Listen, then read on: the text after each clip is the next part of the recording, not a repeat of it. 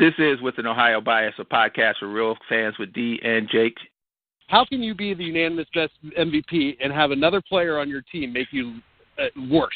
I think their identity is based around Steph Curry, and they need him. They need him to kind of similar to the point that I was making with LeBron. Like you see Kevin Durant get the rebound and bring it up a lot. They need Steph Curry to bring it up, and you even seen that was kind of some of the friction earlier on in the season, where it's like Draymond getting mad at Kevin Durant for not letting Steph set up the offense in certain situations. So that's a pretty good point. They're playing much better basketball.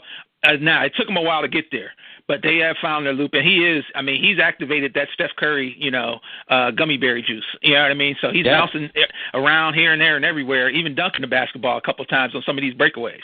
Yeah, and Durant's the guy that I think should lay out. I mean, if he comes back, you got to mix in and not try to dominate the ball and have to try to prove yourself to your new teammates. Just be a compliment. Well, the one thing with Durant, him and Westbrook, and this goes to I think Russell Westbrook is the MVP. James Harden's having a great year, but I believe he's a product of Mike D'Antoni's system, and he's not improved at all on defense. Westbrook Durant thing is that's the way they had to play when they were together. Now Westbrook's taking that next step with adding the assist and finally passing the ball. The only thing that sucks, Kevin Durant isn't there because they used to trade off with that ISO game, and I think that's still the adjustment Durant's trying to make with the Warriors. Yeah, and I think Westbrook has done great, and I think that if he wasn't on that team, they would be lucky to win 20 games.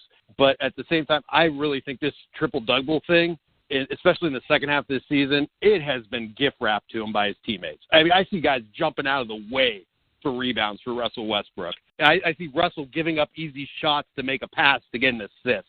I just wonder, I feel like Oscar did it within the flow of the game. And I feel like Russell Westbrook, it's like he's trying to get a triple-double every game, and his teammates know it.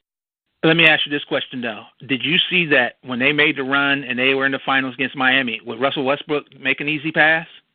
I love Russell Westbrook. I think, to me, there's nobody that loves him more. He's the best for No. I didn't ask you if you loved him. I'm just saying, did you see that from him when they made that back when they were playing LeBron in the finals, though? Would he make the easy pass? Would he pass the ball at all?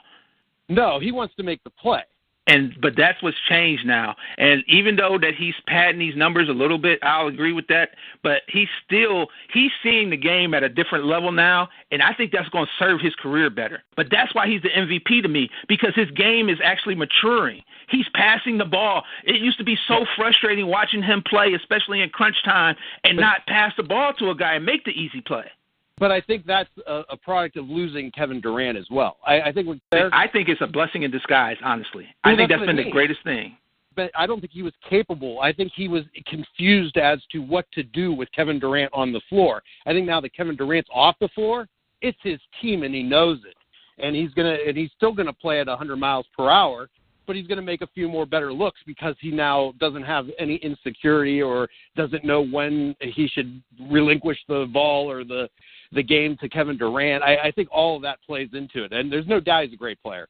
But I think he's capable of now being a team that can win the championship because he's going to be able to be paired with another superstar because his game has taken it step to the next level because of that. That's what my whole point is. He couldn't make it work with Kevin Durant. Like you said, he couldn't see it. But now he can see. Sometimes you have to have something removed from you to be able to, realize your full potential. And that's what he's doing. And this season, I mean, the triple-double, it's not about that to me. Basketball, when it comes to basketball, it's like he plays with such an intensity, but now he can ratchet it down, ratchet it up. He's making those other guys better. If you give Andre Robinson the ball by himself, the guy's not making the shot. But you catch him on the break at the right spot slashing, Westbrook's doing that now. That team should not even be where they're at right now. Like you said, you remove him. And that's the thing to me. He's lifting up a team. That's just what I kind of see. But what I question is, I've never seen an NBA team, or there's been very few, that hasn't won with multiple superstars. I don't know if Westbrook can still play with another superstar and play to the level that he's playing now. I think he can, and it would be a situation kind of like Toronto. He needs a two-guard that can shoot. Oladipo's good on defense, and they had it. That's a whole nother discussion. The way that owner and that front office has jettisoned superstars out of that town in OKC. I feel so bad for those people, but they got no one to blame but those guys in the front office there and the owner for not wanting to pay up. But Yeah, I think now his game can work. I think that's my whole point. I think now he can work. I'll tell you who a good fit, who's unhappy with Indiana, is he would be a good fit for a guy like Paul George. Like, he needs a two-guard or a small forward, somebody that can kind of shoot, that's athletic, that can finish, that can run with them, but also, like, if the game slows down in the half court, create their own shot and, you know, open up things for him, because you wouldn't be able to double both of those guys. It's not a big man. They tried to do it with big men right now. It's not working. He needs another guard or shooter type guy. You know what I mean? Like, I think DeRozan would be a great match for him, kind of like you see Kyle Lowry. That's why I say Toronto. Kind of like it would be similar to John Wall and Bradley Beal if he got a shooter like that too. I see it now. Tragic first big moves. Trade for Westbrook, sign Paul George. Bring them both home to L.A. Going crazy. Yeah, that would be it. Yeah. And poor D'Angelo Russell will be snitching on people in OKC. Oh, yeah. He'll be in OKC. He'll be in Oklahoma with Julius Randle. We thank you for listening to our fun MVP debate here and a little extra basketball courtesy. LeBron should win it every year anyway. Well, there is that case, too. You can hear more of things like this on With an Ohio Bias.